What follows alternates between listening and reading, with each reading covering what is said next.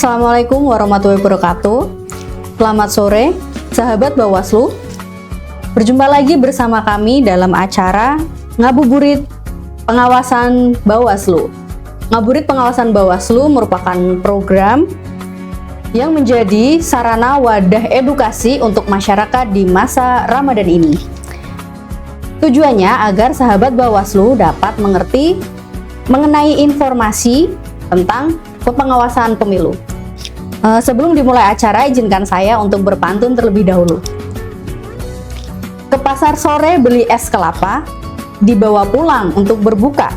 Ngabuburit sesarengan kita mulai saja, bersama berbagi ilmu dan cerita. Sahabat Bawaslu dimanapun Anda berada, saat ini kami sudah bersama narasumber kita pada hari ini, yaitu Kepala Subbagian Penanganan Pelanggaran Penyelesaian Sengketa Proses Pemilu dan Hukum Bawaslu Kabupaten Kendal, atau bisa disingkat menjadi P3SP2H. Agak susah ya Pak ya. Bersama Bapak Mizan Malik. Selamat sore Bapak. Selamat sore Mbak Jihan. Bagaimana puasa hari ini? Alhamdulillah lancar. Mungkin sebelumnya sahabat Bawaslu ini belum mengenal Bapak Mizan ini, terutama Bawaslu Kabupaten Kendal. Mari diperkenalkan singkatnya Bapak. Baik, terima kasih Mbak Jihan. Nama saya Mizan Malik S. Saya untuk saat ini diamanahi sebagai Kepala Subbagian Penanganan Pelanggaran Penyelesaian Sengketa Proses Pemilu dan Hukum di Bawaslu Kabupaten Kendal. Ya, saya baru pindah ke Bawaslu Kabupaten Kendal itu di bulan Desember tahun 2025 kemarin, pindah dari Bawaslu Provinsi Kalimantan Tengah. Dari Kalimantan Tengah, sahabat Bawaslu. Baik, terima kasih Bapak. Kita langsung saja mulai pada episode kali ini. Kita akan membahas mengenai demokrasi di masa non-tahapan. Bawaslu perkuat sinergi dengan KPU dan partai politik, itu seperti apa akan dijelaskan oleh Bapak Mizan. Mengapa masa non-tahapan ini penting Pak pada dalam konteks demokrasi? Oke, terima kasih Mbak Jihan. Masa non-tahapan ini sangat penting karena di fase inilah yang namanya fondasi maupun struktur daripada pemilu berikutnya itu mulai dibangun. Kalau kemudian kita berbicara masalah demokrasi itu kan bukan hanya sekedar pemungutan suara ataupun penghitungan suara, kemudian kalah menang, kan bukan semacam itu. Tetapi kita akan berbicara masalah sistem, kita akan berbicara masalah regulasi, data, dan hal lain yang tentu saja itu akan mempengaruhi daripada demokrasi kita, yaitu pemilu, begitu Mbak Jihan. Dan untuk sekarang ini yang menjadi fokusan bagi Bawaslu adalah evaluasi terhadap pelaksanaan pemilu yang telah berjalan kemarin di 2024 agar kemudian pemilu kedepannya bisa berjalan lebih baik lagi. Baik, kalau kita bicara masa non-tahapan ini kan stigma masyarakat pasti mengiranya tidak mengawasi tahapan ya Pak. Lalu apa yang dilakukan Bawaslu Kabupaten Kendal pada masa non-tahapan ini? Oke, terima kasih. Bawaslu sejatinya tetap melaksanakan tugas dan fungsinya, terutama dalam hal pengawasan. Untuk saat ini, pengawasan yang dilakukan adalah berkaitan dengan pemutahiran data pemilih berkelanjutan (PDPB) dan juga pemutahiran data partai politik secara berkelanjutan. Kemudian ada juga penguatan regulasi dari sisi internal, kemudian ada penguatan kelembagaan, peningkatan kapasitas SDM pengawas pemilihan sehingga bisa menjadi bekal untuk kedepannya nanti di tahun 2029 gitu. Kemudian kalau di masa non-tahapan ini, apakah masih ada komunikasi dengan KPU Kabupaten Kendal? Maksudnya terkait dalam kerjaan atau apa? Itu seperti apa itu hubungan Bawaslu dan KPU? Oke. Hubungan Bawaslu dan KPU secara komunikasi kita aktif. Sinergisitas yang dibangun itu baik secara formal maupun non formal. Secara formal ya kita melalui surat kita mengingatkan bagaimana melalui melalui saran perbaikan, kemudian kita memberikan himbauan juga pada KPU, terutama berkaitan dengan PDBB tadi dan juga pemuatiran data politik, partai politik ya. Kemudian kita juga minta data ke mereka. Selain itu, secara non formal kita juga ada diskusi-diskusi lah dengan teman-teman di KPU. Hal ini dilakukan untuk untuk melihat kondisi yang sedang berkembang itu semacam apa, kemudian menyamakan persepsi antara Bawaslu dan KPU sesama penyelenggara, sehingga nanti ke depannya biar kita tidak banyak perselisihan begitu. Berarti tetap terjalin komunikasi ya, Betul, Pak? secara aktif. Betul. Kalau komunikasi dengan KPU sedemikian rupa, kemudian dengan partai politik, apakah Bawaslu juga melakukan komunikasi? Itu terkait dengan apa saja? Oh ya, terima kasih. Kalau untuk partai politik, Bawaslu juga aktif komunikasi dengan rekan-rekan di partai politik ya, terutama berkaitan dengan pemutakhiran data partai politik, terutama itu karena kami mendorong agar kemudian partai politik itu bisa melengkapi data-data partai politik yang secara berkelanjutan. Harapannya ya bisa nanti data-data itu secara kontinu apabila ada perubahan itu disampaikan. Kemudian dari sisi regulasi juga harapannya ya partai politik mengikutilah aturan perundang-undangan yang ada gitu, sehingga nanti ketika sudah sampai pada saat verifikasi partai politik tidak ada kendala.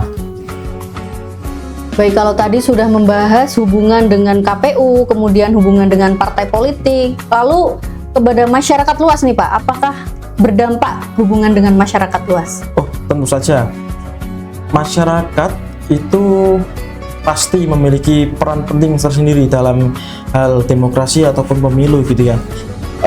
Di Bawaslu sendiri selalu membuka pintu untuk masyarakat, partisipasi publiknya selalu terbuka.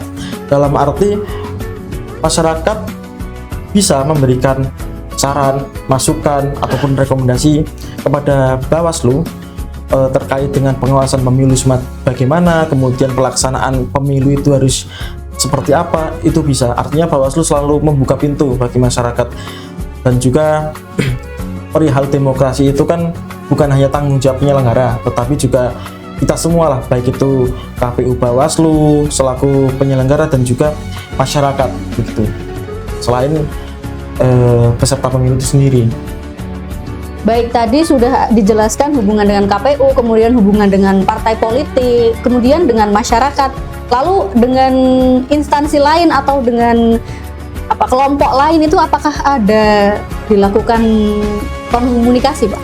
Oh ya, untuk saat ini untuk koordinasi ya dengan pihak-pihak lain ataupun stakeholder itu ada. Mulai awal tahun ini kita Bawaslu itu diminta sama Bawaslu RI melalui surat edaran untuk melakukan konsolidasi demokrasi pada stakeholder yang bisa kita jangkau. Artinya bisa kepada instansi-instansi pemerintah lainnya semacam Pemda ataupun kejaksaan ataupun kepolisian dan lain sebagainya, ataupun kepada tokoh-tokoh masyarakat yang ada di wilayah masing-masing begitu, ataupun ormas itu juga bisa. Kemudian selain pada konsolidasi demokrasi, kita juga telah membangun yang namanya Saka Adiasta Pemilu yang bekerja sama dengan Kuarcap, permukaannya Kabupaten Kendal gitu ya. Artinya kita juga menjaring ataupun berkoordinasi dengan berbagai pihak, memanfaatkan segala sumber daya yang ada, sehingga pengawasan partisipatif daripada publik bisa kita jalankan dengan secara maksimal.